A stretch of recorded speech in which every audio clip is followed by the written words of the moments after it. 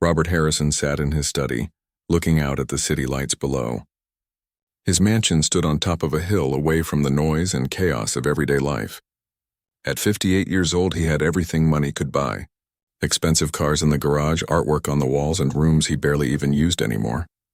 But something was missing, and he knew it. 3 years ago, his wife had passed away after a long illness. Since then, the big house felt even bigger and emptier.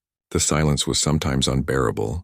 He tried to fill his days with work, managing his real estate empire, attending business meetings, and making more money than he could ever spend.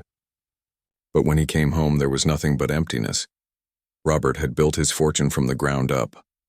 He started with nothing, worked day and night, and slowly climbed his way to the top.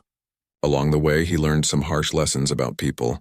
He learned that not everyone who smiled at him had good intentions.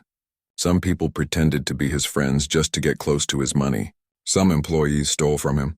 Some business partners betrayed his trust. These experiences changed him. They made him careful, suspicious, and honestly quite lonely. He employed several people to help run the mansion. There was a gardener who came twice a week, a cook who prepared his meals, and a driver who took him wherever he needed to go. But what he really needed was someone to take care of the house itself. The previous housekeeper had retired last month, and finding a replacement had been difficult. That's when Maria Gonzalez came into his life. She was 42 years old, with kind eyes and a tired smile. When she came for the interview, she was nervous. Her hands shook slightly as she held her resume. She wore simple, clean clothes that had clearly been washed many times. Her shoes were old but polished. Everything about her spoke of someone who had struggled but maintained her dignity. During the interview, Robert asked her about her experience. Maria explained that she had worked as a housekeeper for 15 years, mostly for middle-class families. She had excellent references.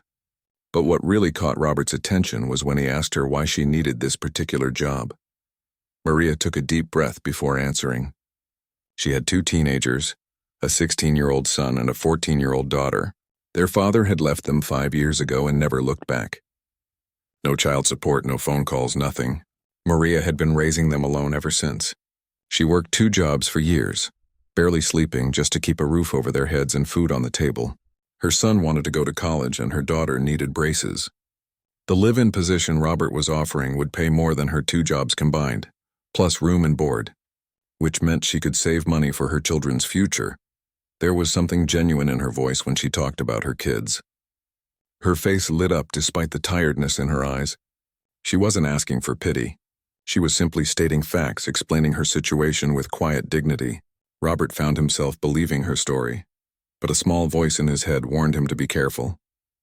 People could be excellent liars, especially when they were desperate. He decided to give her a chance. He offered her the job with a 1-month trial period. Maria's eyes filled with tears of gratitude. She thanked him repeatedly, promising she would work hard and never disappoint him. Robert nodded, maintaining his businesslike demeanor, but inside he hoped this decision wouldn't come back to haunt him. Maria moved into the small but comfortable room on the 3rd floor of the mansion. It had its own bathroom and a window overlooking the garden. For her, it was luxury. For Robert, it was just a spare room he never used. From day one, Maria proved to be an exceptional worker.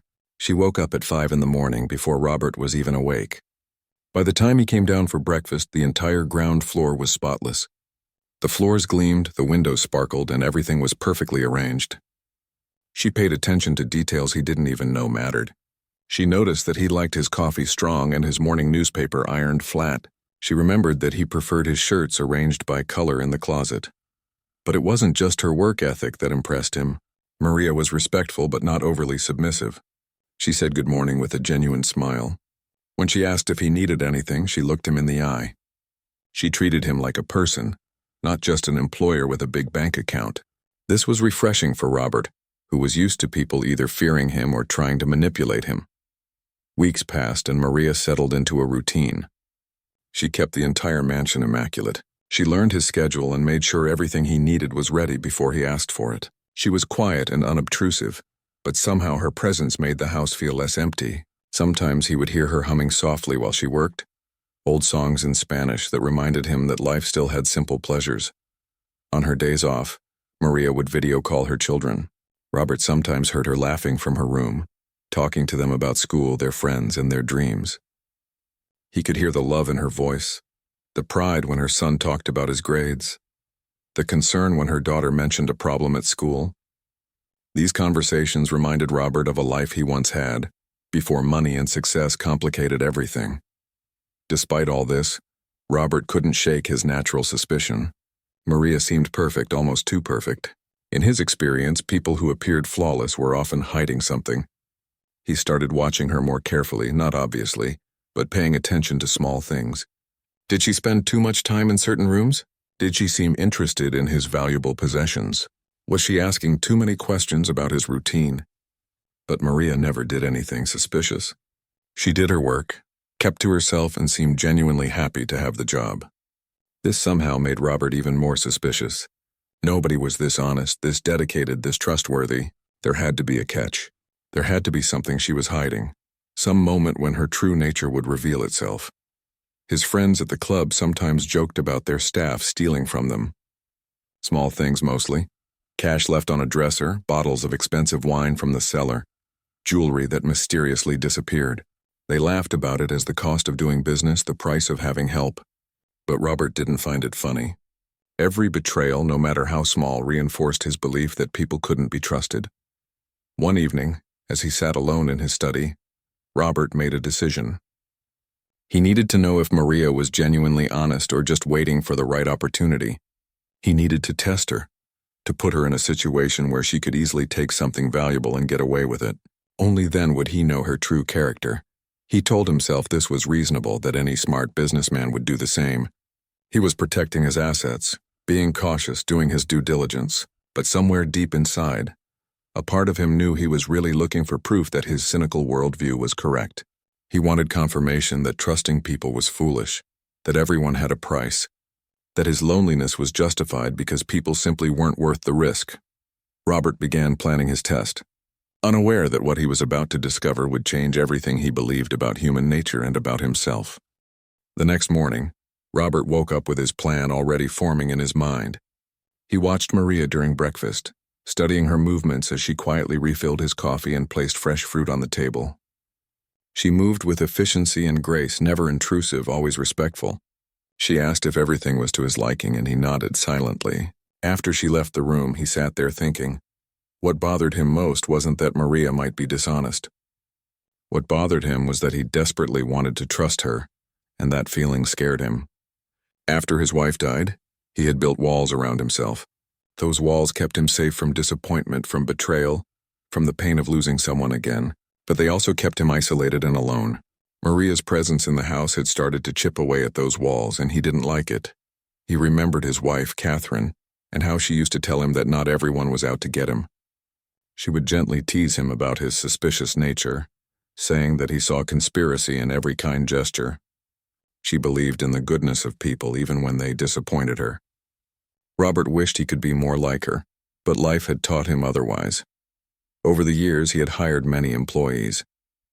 There was the accountant who embezzled $50,000 before disappearing, the business partner who sold company secrets to competitors, the nephew who pretended to care about him but only wanted an early inheritance, the housekeeper before the last one who stole jewelry and sold it online.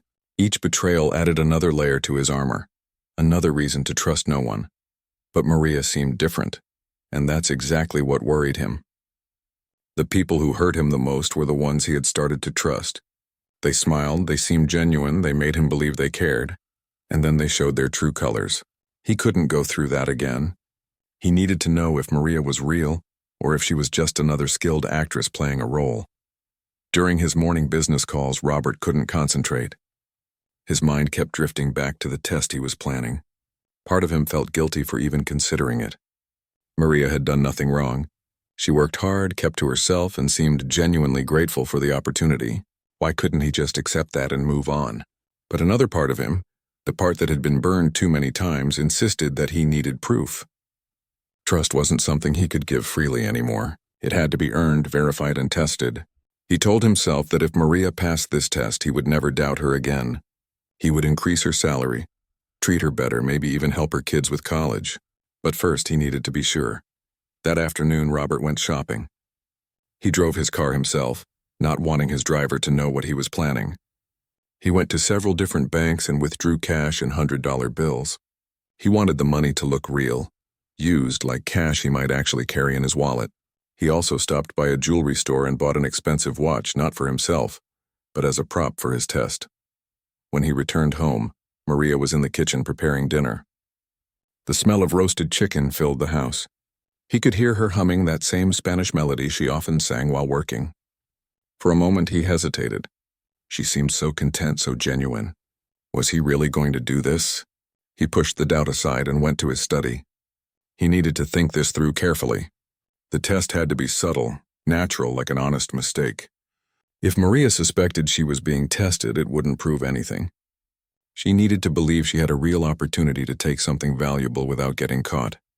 Robert decided to start small. He would leave a $100 bill somewhere Maria would find it while cleaning. Not in an obvious place, but not completely hidden either. Somewhere that looked like he might have dropped it accidentally. He would see what she did with it. But then another thought occurred to him. What if she was honest with small amounts but not with large ones? What if she returned $100 but would take 1,000? He needed to test her with increasing amounts, see where her breaking point was. Everyone had a price, he believed.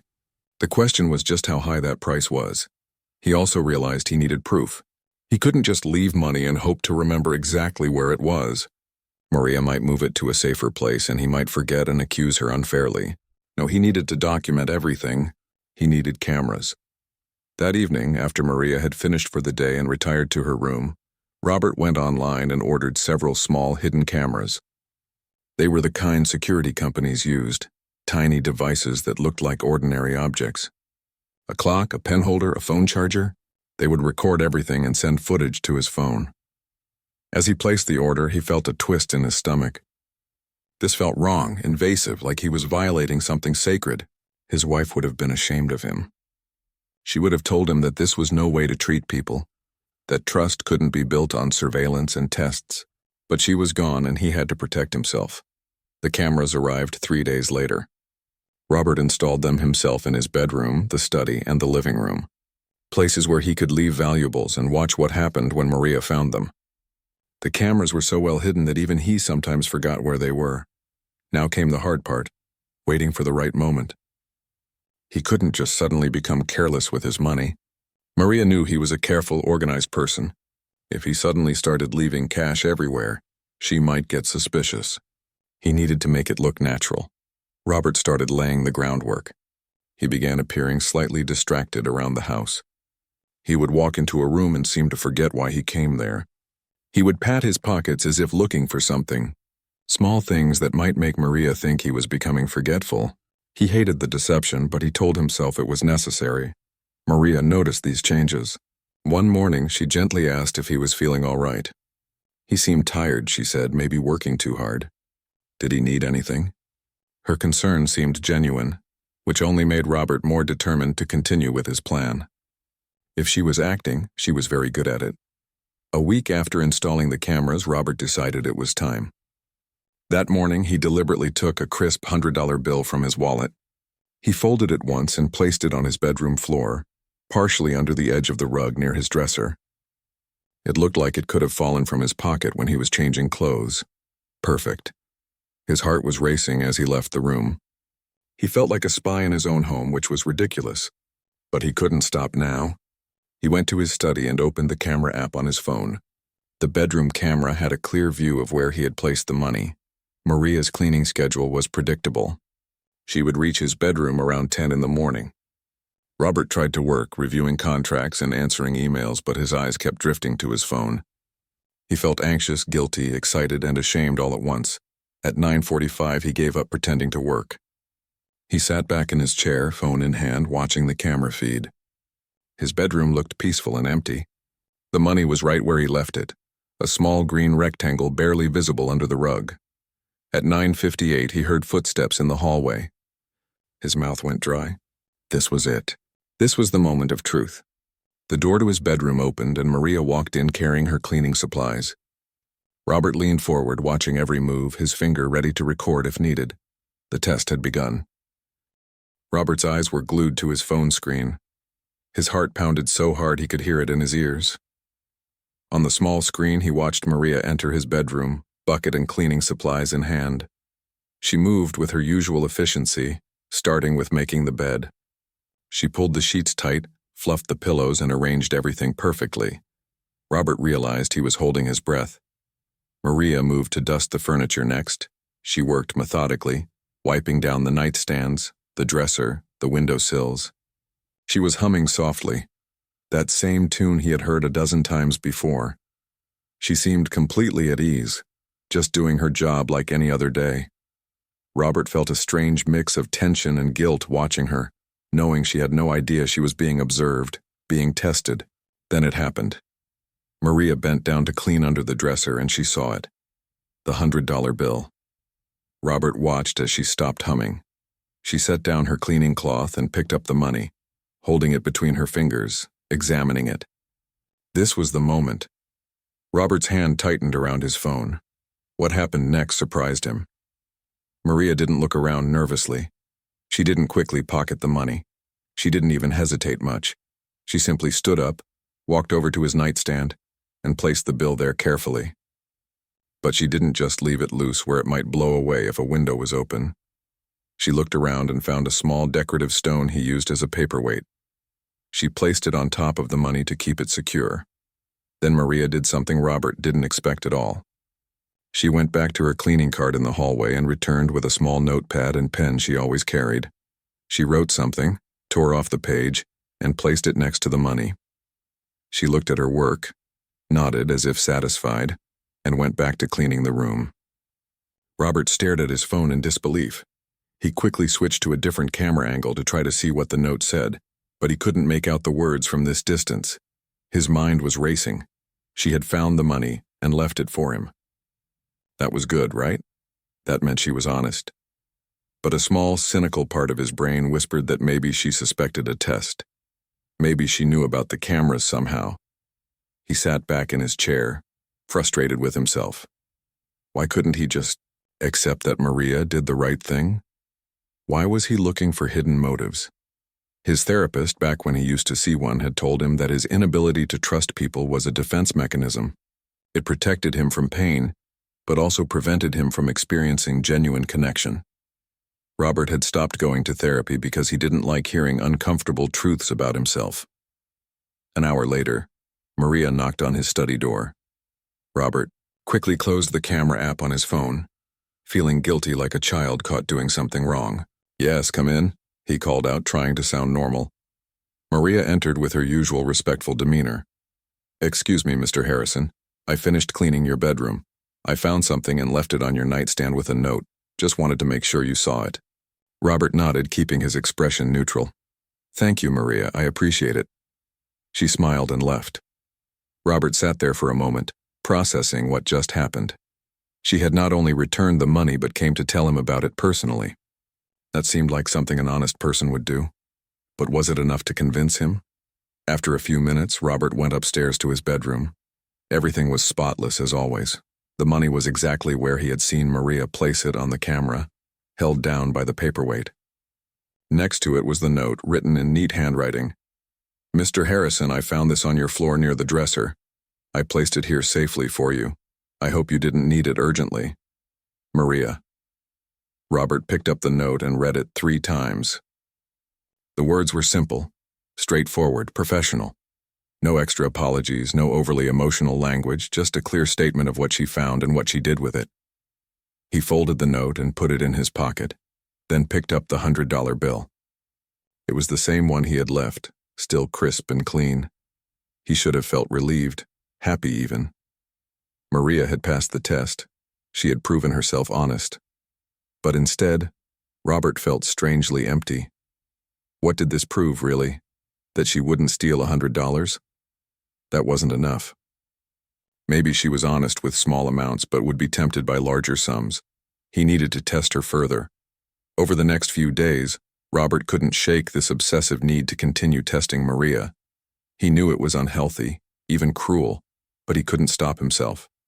It was like picking at a wound, unable to leave it alone. He told himself that once he was absolutely certain of her honesty, he could relax and trust her completely. Then he would make it up to her somehow.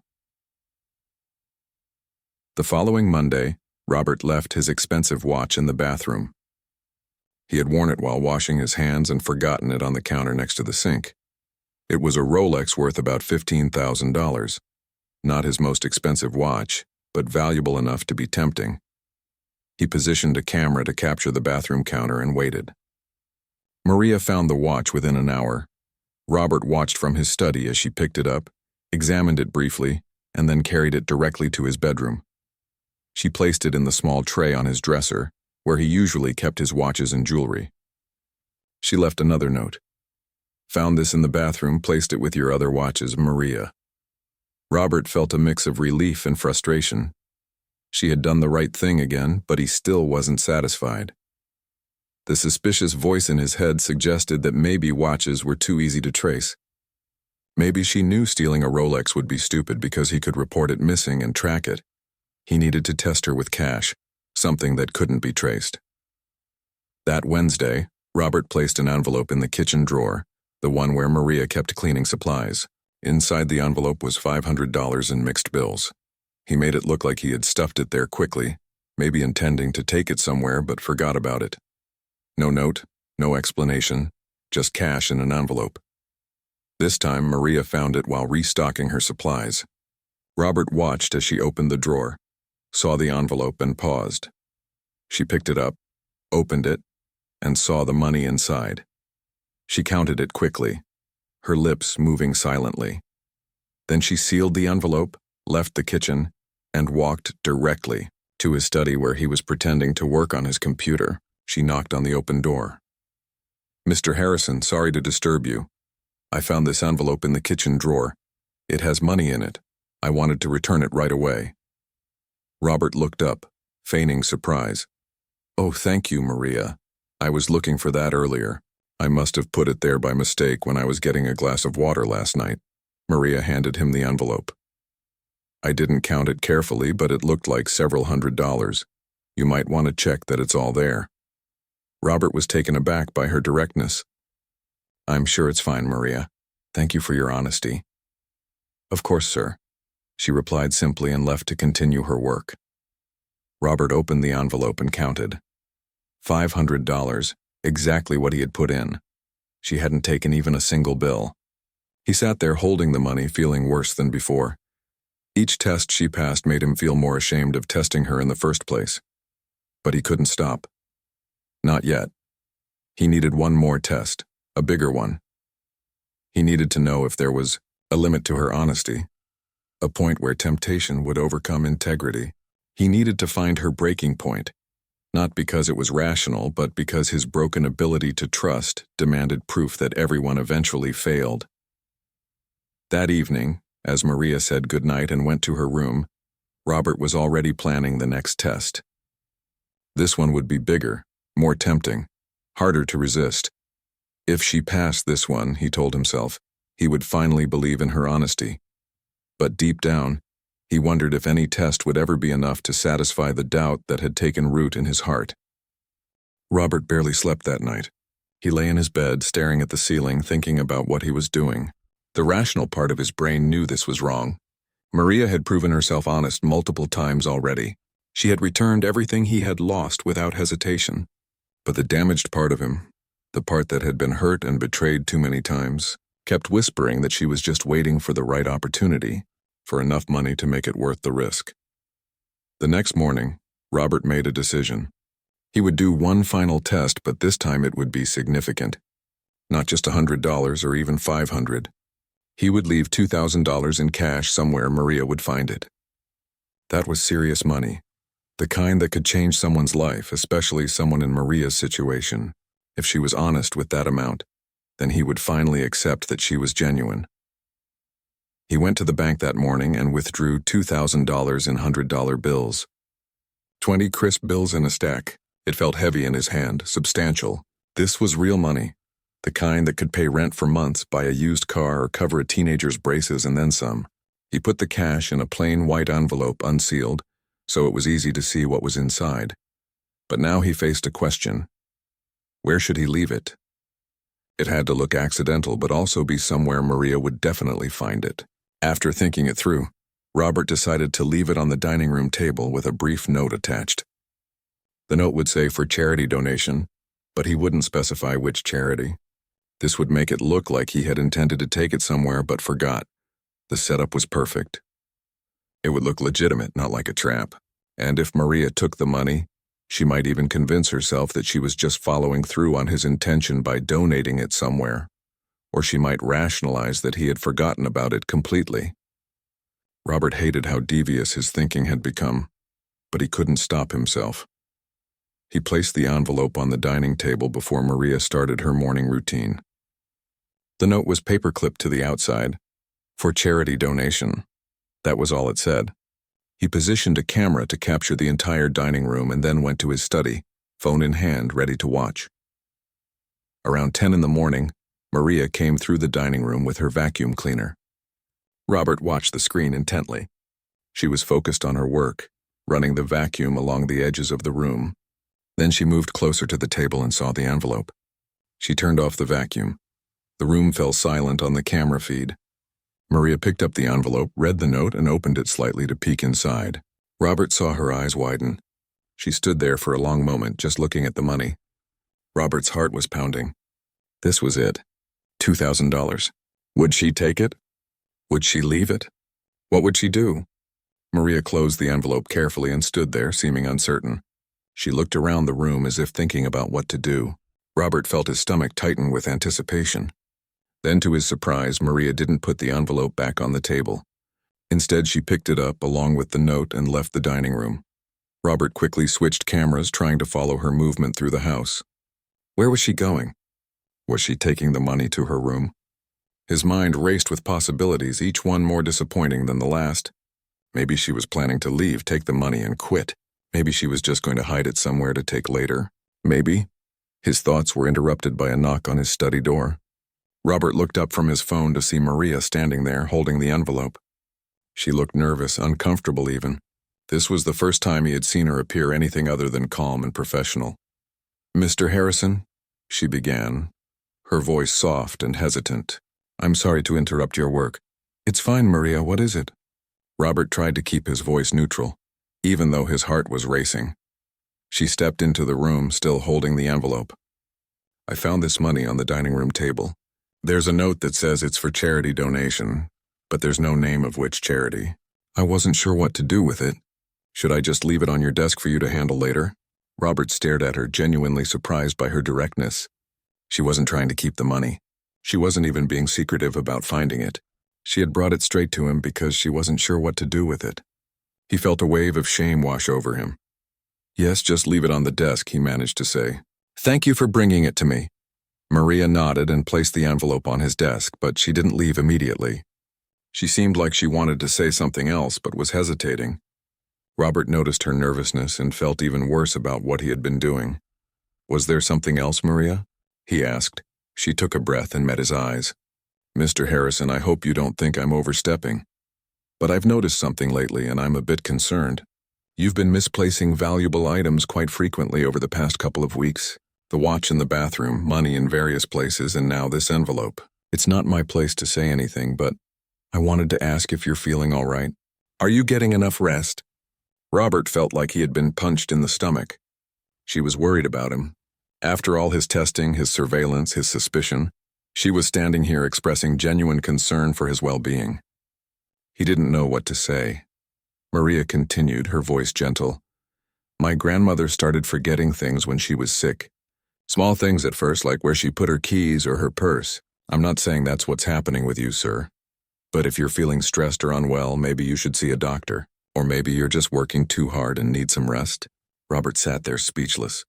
The irony was devastating. He had been so focused on testing her honesty that he hadn't considered how his behavior looked from her perspective.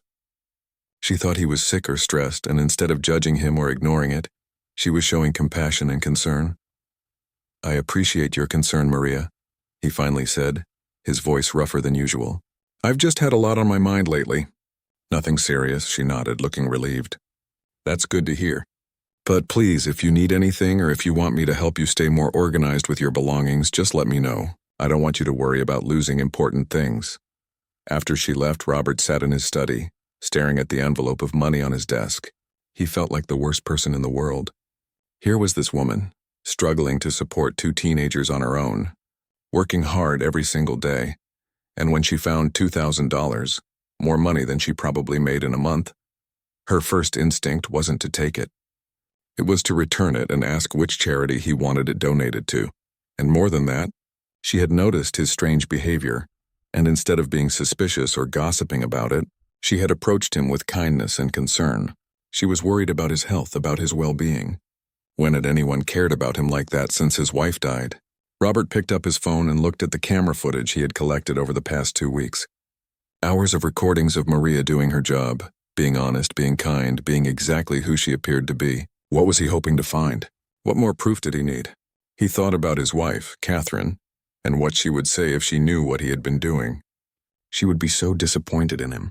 She had always believed that people deserved to be trusted until they proved otherwise, not the other way around. She would have liked Maria, would have probably become friends with her, invited her to family dinners, asked about her children. But Robert had lost that ability to trust easily when he lost Catherine, or maybe he had lost it long before, and Catherine had just helped him hide it from himself. Either way, he realized that his testing hadn't proven anything about Maria. It had only proven something about himself, that he had become so bitter and suspicious that he couldn't recognize genuine goodness when it was right in front of him. He looked at the envelope again, then at his phone showing the camera feeds of his empty house. Maria was back to cleaning, humming her usual tune, completely unaware of the crisis of conscience happening in his study. She had no idea that she was being tested, no idea that her employer was watching her every move, no idea that her simple act of honesty and concern had just shattered everything he thought he knew about people. Robert made a decision. He would delete all the camera footage, he would stop the testing, and somehow he would make this right. Robert sat at his desk for a long time after Maria left, wrestling with 2 conflicting voices in his head. One voice, the voice that sounded like his late wife, told him to stop this nonsense immediately. Maria had proven herself over and over again. She was honest, kind, and genuine. He should be grateful to have found such a trustworthy person and treat her with the respect she deserved. But the other voice, the one born from years of betrayal and disappointment, whispered something darker. It said that everyone had a breaking point. Maybe $2,000 wasn't enough to tempt her. But what about more? What about a situation where she could take something valuable and never get caught? The voice reminded him of all the people who had seemed trustworthy until the right opportunity presented itself. Robert hated that second voice, but he couldn't silence it. It had kept him safe for years, protected him from people who wanted to use him. Could he really ignore it now just because Maria seemed nice, seemed honest, seemed genuine? Everyone seemed that way until they didn't. Against his better judgment, Robert decided to continue testing, but he told himself this would truly be the last time. He would create one final scenario, something even more tempting than the cash. If Maria remained honest through this, he would accept the truth and never doubt her again. He promised himself that. Over the next 2 weeks, Robert escalated his tests in ways that made him feel increasingly guilty. First, he left a gold watch in the bathroom again, but this time it was his most expensive one, worth over $30,000. He forgot it on the counter after his morning shower. Maria found it within an hour and immediately brought it to his study, not even bothering to leave a note this time. She simply knocked on his door and handed it to him with a concerned expression. "Mr. Harrison, you left this in the bathroom again," she said gently. "I really think you should see a doctor. This is the second time you've forgotten an expensive watch." Robert had taken the watch, mumbled something about being preoccupied with work, and felt like a complete fool. But still, he didn't stop.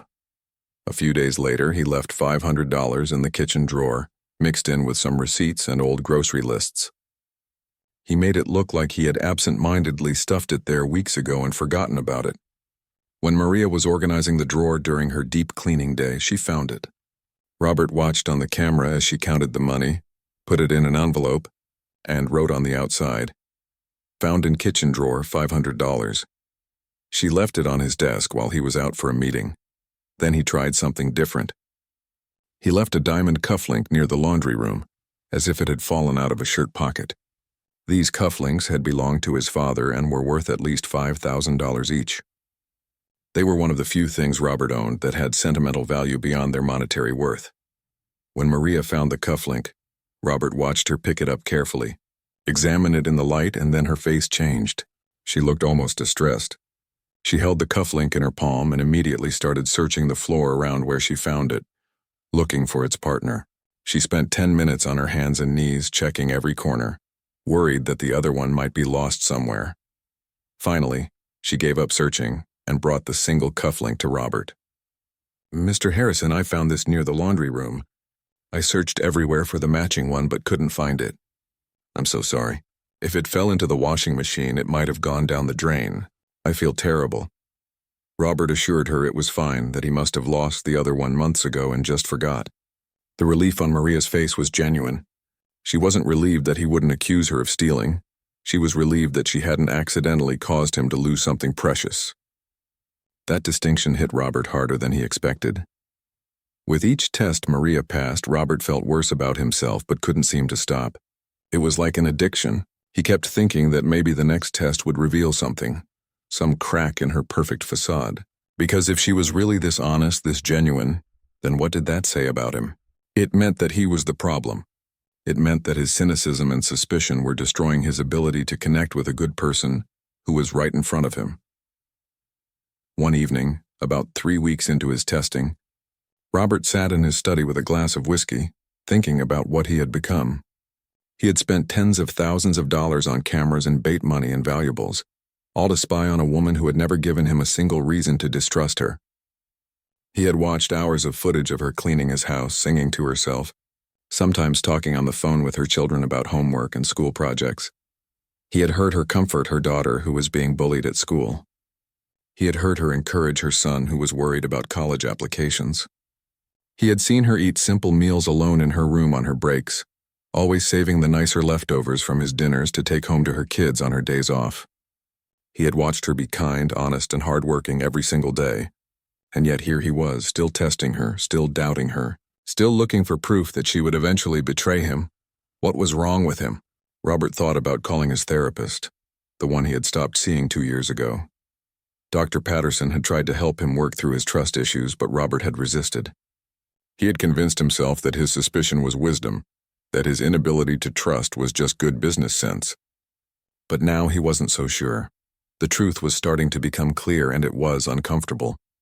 The problem wasn't Maria. It had never been Maria, the problem was him.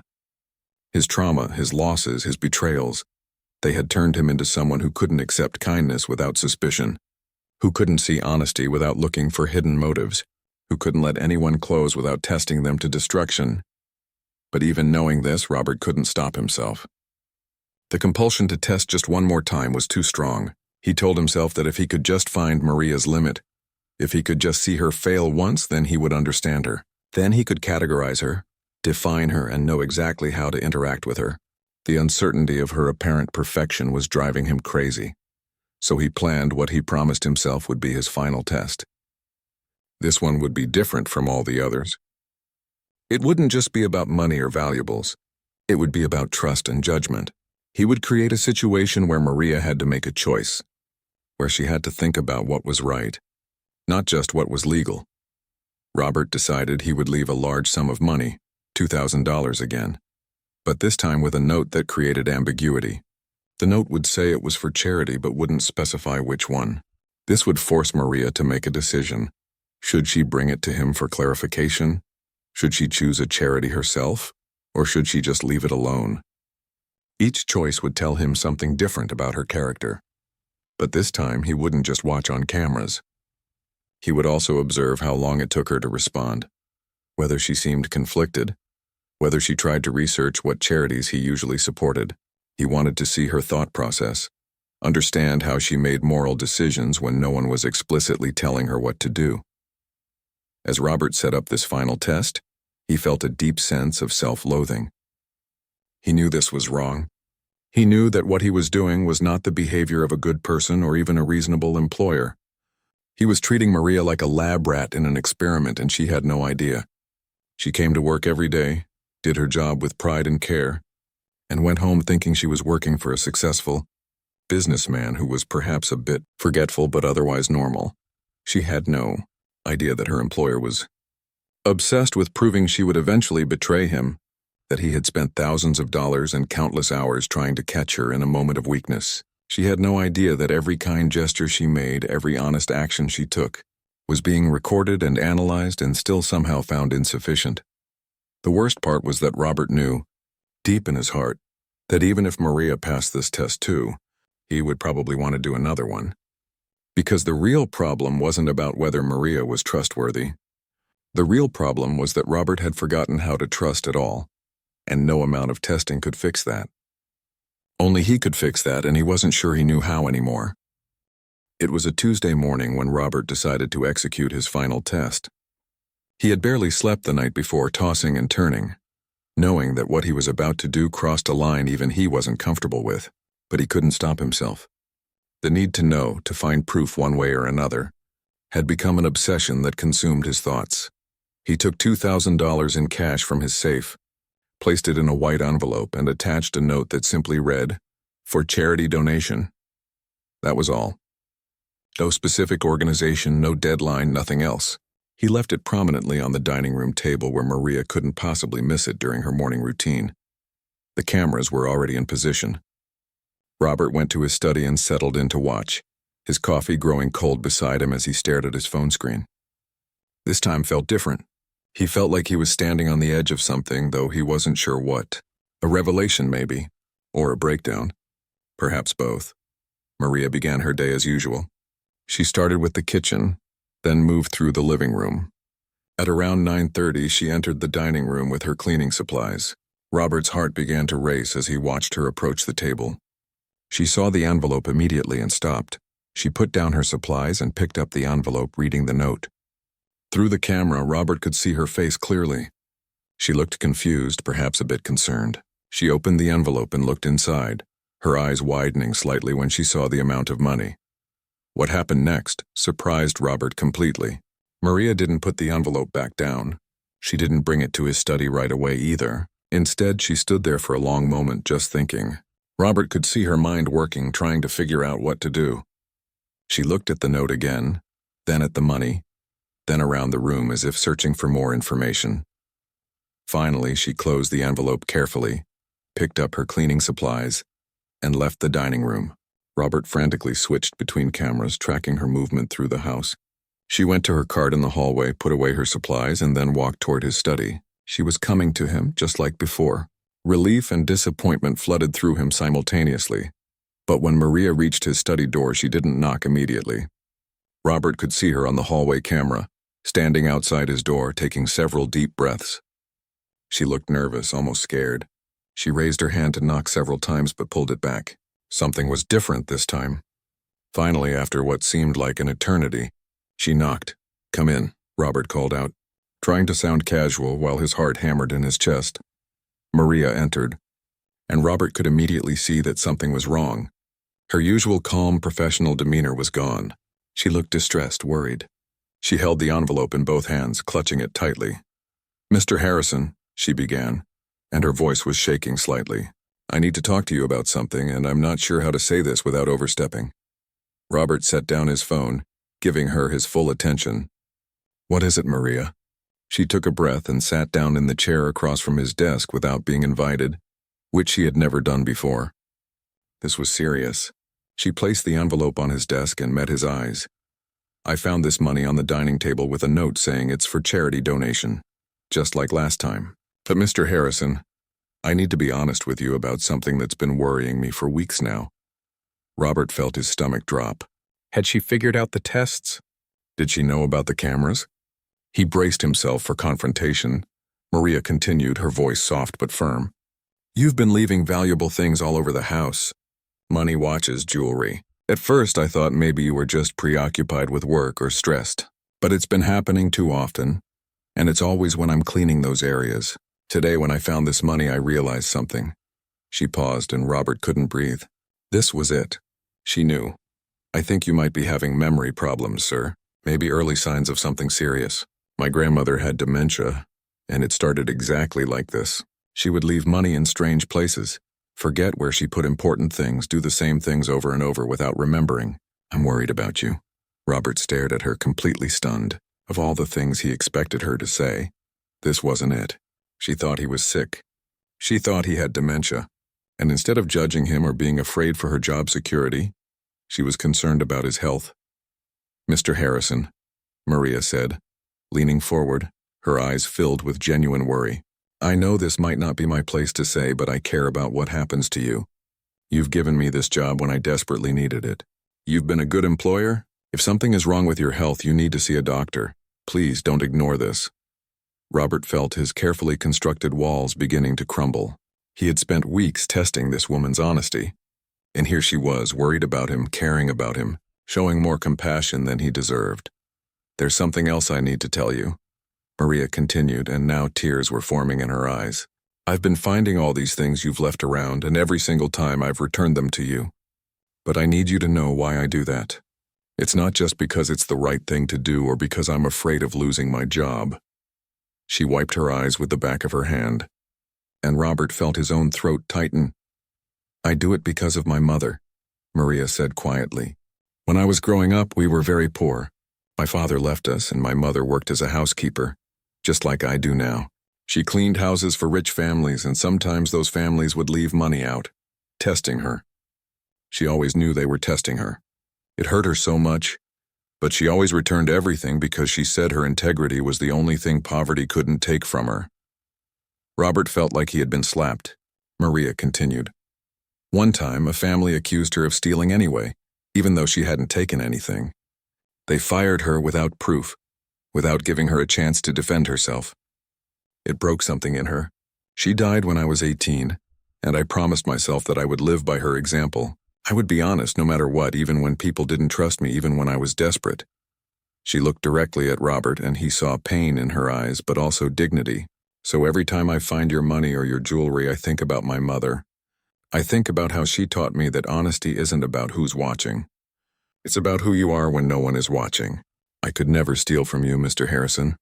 Not because I'm afraid of cameras or tests or getting caught, but because it would dishonor my mother's memory and the values she died believing in." Robert felt tears running down his face, and he didn't even try to stop them. He couldn't speak. His throat was too tight, his chest too heavy with shame and regret.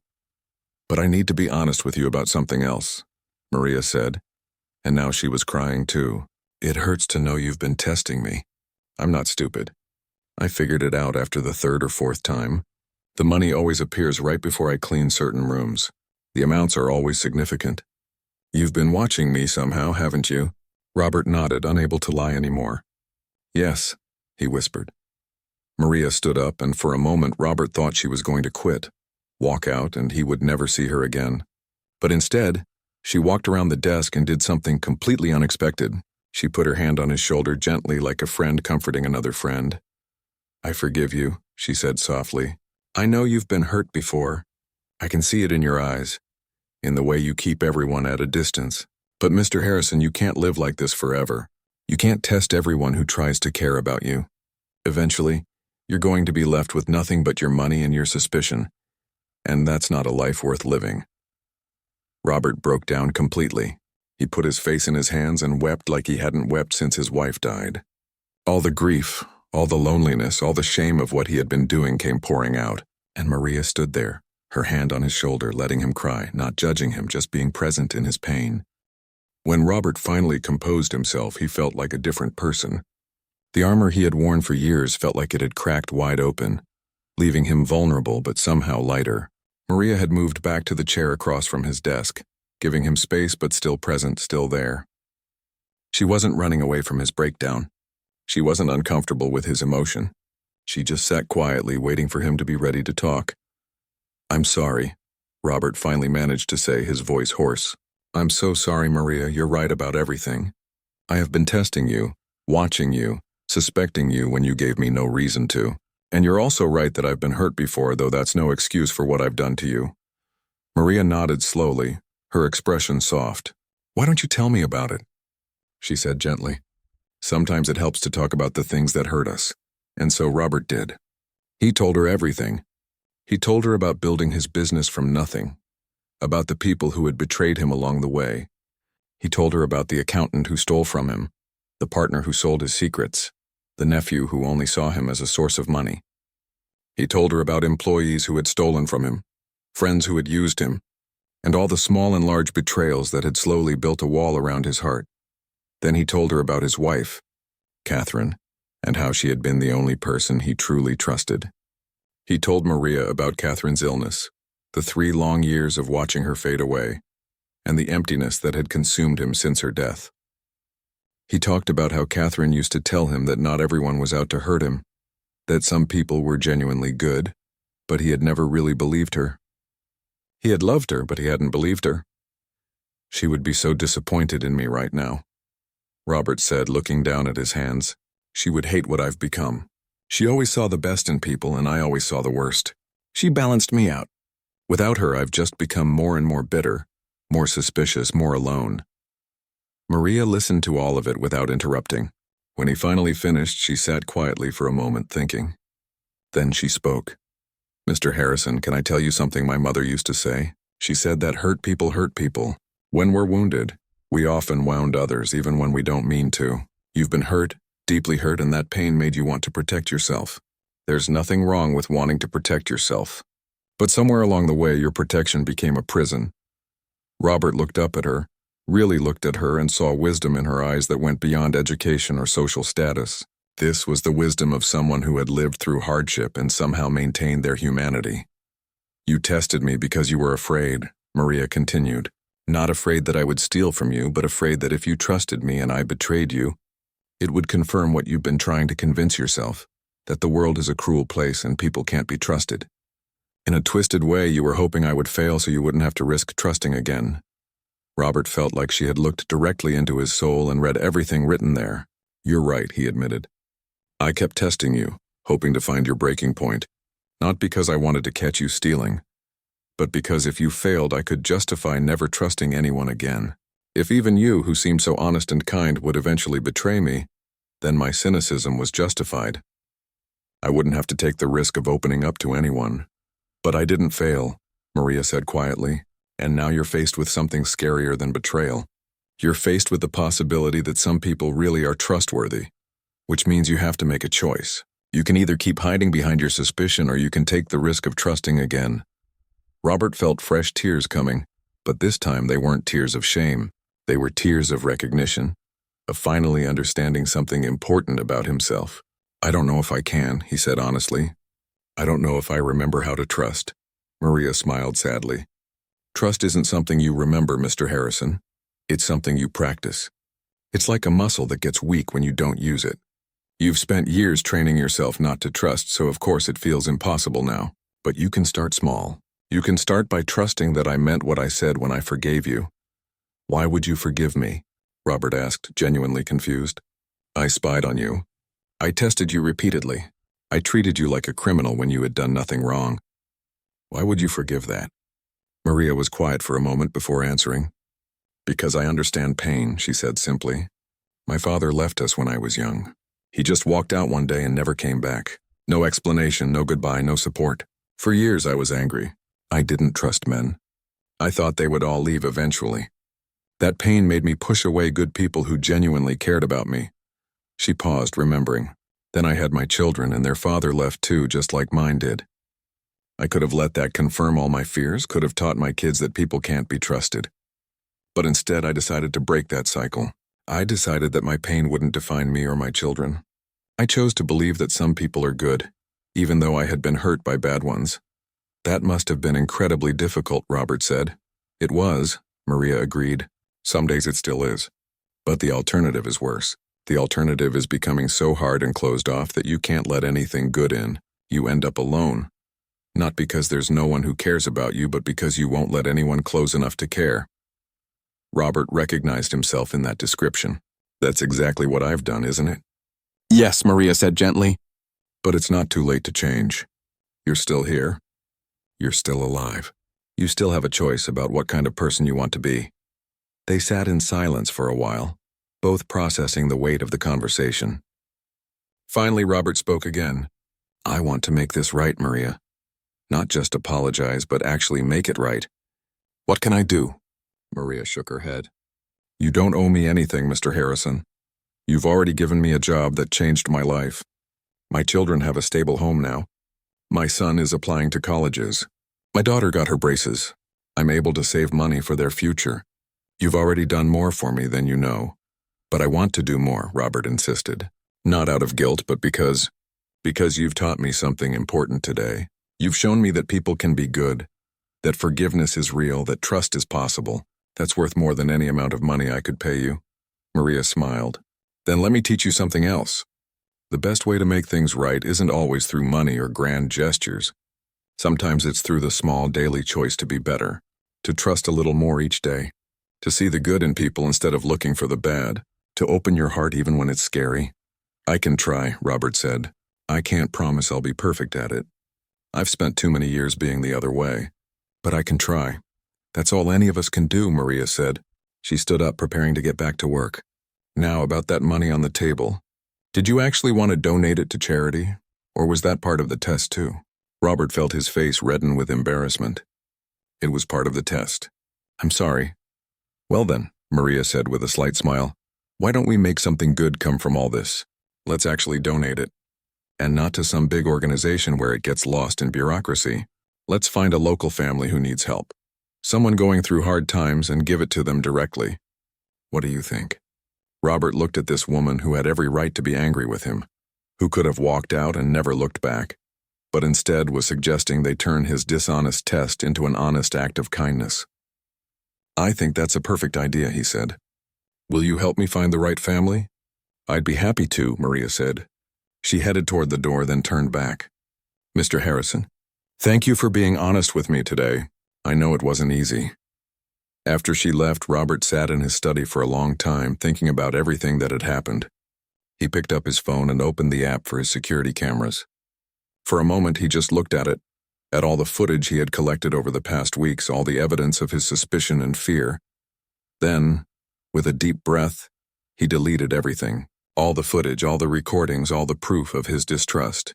He uninstalled the app and made a mental note to remove the cameras themselves. He didn't need them anymore. More importantly, he didn't want them anymore. For the first time in years, Robert felt something he had almost forgotten. It wasn't quite hope, and it wasn't quite peace. It was more like a possibility, a tiny crack in the wall he had built through which light was beginning to shine. 3 months had passed since that day in the study, and Robert's life had changed in ways he never expected. The transformation wasn't sudden or dramatic like in movies. It was slow, gradual, built on small daily choices to be different, to be better. The first thing he did was remove all the hidden cameras from his house. He did it himself, not wanting anyone else to know they had ever been there. As he unscrewed each tiny device from its hiding place, he felt lighter, like he was removing weights that had been pulling him down. He threw them all in the trash, refusing to even return them for a refund. He wanted no reminder of what he had done. The second thing he did was increase Maria's salary substantially. When he told her about it, she cried and tried to refuse, saying she was already being paid more than fairly. But Robert insisted. He explained that it wasn't about the test or making up for his behavior. It was because she truly deserved it, because she was exceptional at her job, because she had brought something valuable back into his life that he thought he had lost forever, the ability to trust. But the changes went deeper than security systems and paychecks. Robert started talking to Maria more, not as an employer to an employee, but as one human being to another. He learned about her children in detail. Her son David, who was 17 and dreamed of becoming an engineer. Her daughter Sophia, who was 15 and loved to paint. He saw photos of them, heard stories about their struggles and triumphs, and found himself genuinely caring about what happened to them. One day, Maria mentioned that David had been accepted to a good engineering program at the state university, but was worried about student loans and debt. Without telling Maria, Robert set up a college fund for David. When he finally told her about it a week later, Maria broke down in tears. She tried to refuse again, saying it was too much, that she couldn't accept such generosity. Maria, Robert said gently, let me tell you something. I have more money than I could spend in 3 lifetimes. My wife and I never had children. When I die, most of this money will go to charities run by people I've never met, who will use it in ways I'll never see. Wouldn't it be better to use some of it now to help someone I actually know, to make a real difference in a young person's life? Please let me do this. Not for you, but for me. Let me be part of something good. Maria finally agreed, but only if Robert would meet her children, would agree to be part of their lives, not as a distant benefactor, but as someone who actually knew them. Robert was nervous about meeting them. He wasn't good with young people, but he agreed. The meeting happened on a Sunday afternoon. Maria brought David and Sophia to the mansion, and they were clearly nervous, overwhelmed by the size of the house and the wealth it represented. But Robert surprised himself by being warm and welcoming. He showed David his study and the various business books he had collected over the years. They talked about engineering, about problem solving, about building things from nothing. With Sophia, he was initially at a loss. What did he know about teenage girls or art? But then he remembered that Catherine had loved art, had collected some beautiful pieces over the years. He took Sophia through the house, showing her the paintings and sculptures, telling her stories about where they came from and what Catherine had loved about them. Sophia's eyes lit up with each piece, asking questions, discussing techniques and styles.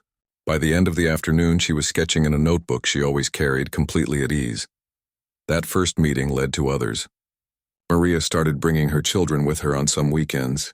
They would have dinner together in the big, empty dining room that suddenly felt full of life. Robert found himself looking forward to these dinners, planning topics to discuss, asking about school and friends and dreams for the future. The house stopped feeling like a mausoleum and started feeling like a home again.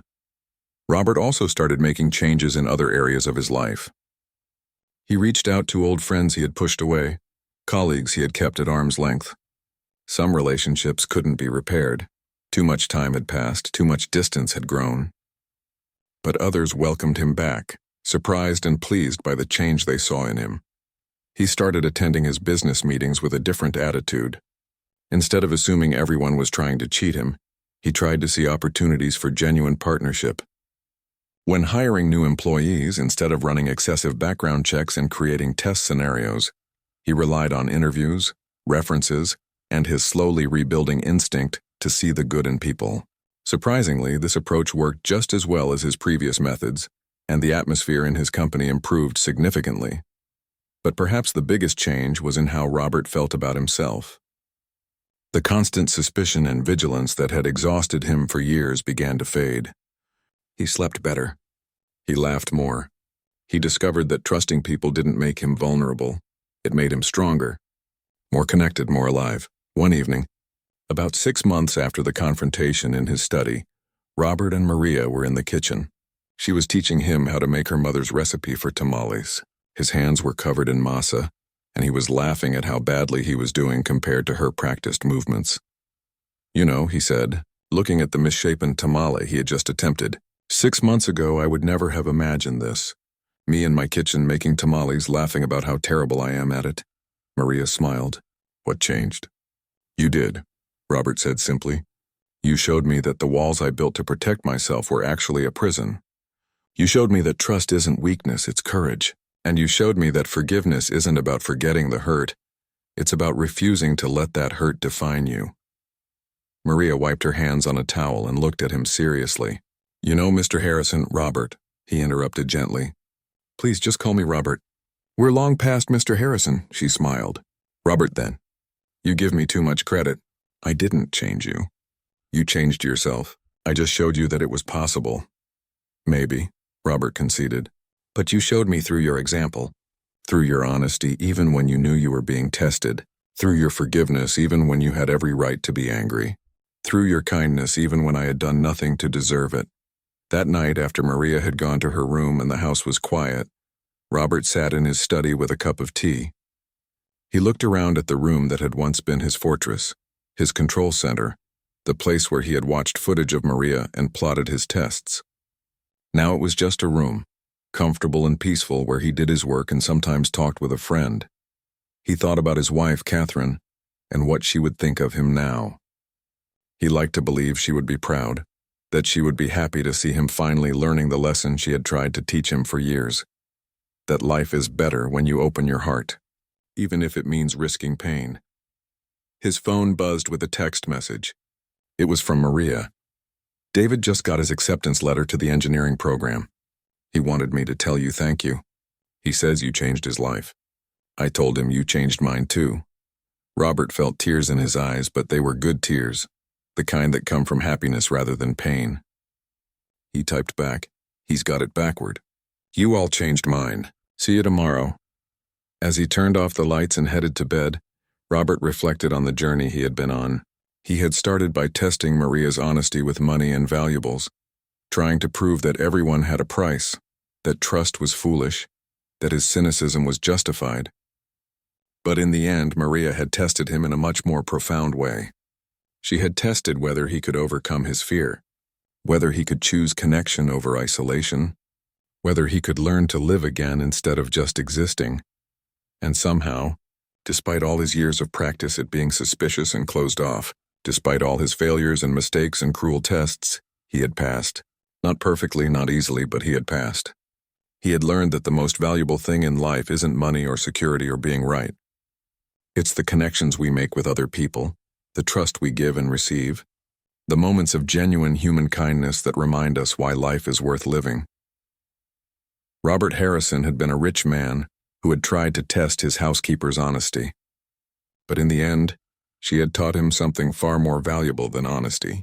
She had taught him about humanity, forgiveness, and the courage it takes to trust again. And that lesson was worth more than all the money in his bank account, all the valuables in his mansion, all the things he had spent his life accumulating to fill the empty spaces where connection should have been. He had been trying to protect his possessions, but she had helped him reclaim his soul. And that, he realized as he finally drifted off to sleep in his no longer empty house, was the greatest gift anyone had ever given him.